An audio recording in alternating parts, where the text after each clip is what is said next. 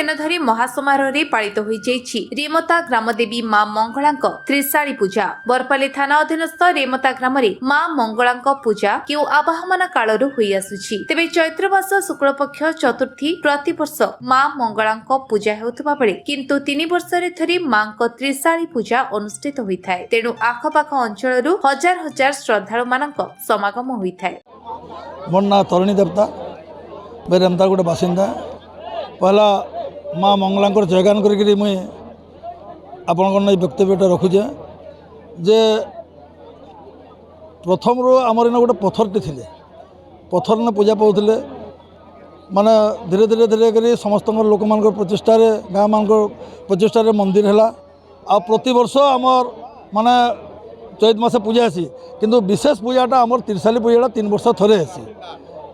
आटा केन आबमान कालू रोचे आमे भी ना जाने आमर बाप अजा पनजा माने केन जमान रोचे आमे भी इधर ना पाई से बाप अजार जेनटा चली जाइए परंपरा से परंपरा चली जाइए एटा सबुदिन चलुचे 3 वर्ष थरे आमर त्रिशाली करसुँ आ प्रति वर्ष आमर चैत मासे मंगला पूजा आसी आमर देवादेवी आमर गाँव चारिड़े देवादेवी अच्छन माँ मंगला द्वार रे बंदाड़े आमर अच्छन माउली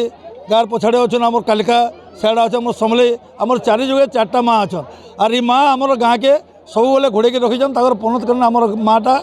गाँ के रखीजन आर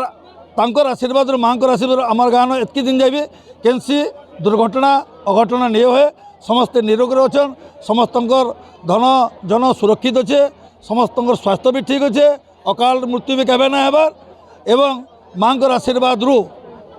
वर्तमान भी सब ठीक अच्छन आगे भी ठीक रहे बोले मैं आशा करुचे एवं माँ की पूजा सबुदिन चलवा आमर पर भी आमर पो नाती मैंने भी करबे इटा 3 दिन धरिकी आमर 23-24 22-23-24 इटा है आज 2 नंबर दिन है काली आमर इटा छेद पड़ब माँ जेनटा बलि प्रथा अच्छे हवा एवं तापर आमर यात्रा हवा आमर माने शोभा यात्रा हवा विभिन्न घंटपाटी नहीं आमर 10-15टा पार्टी नहीं गाँव सब परिक्रमा करबे शोभा यात्रा हवा शोभा यात्रा उद्यापन है पूजा मांगर काना करबे मोर गाँव हूँ रेमता मोर ना धीरज कुमार प्रधान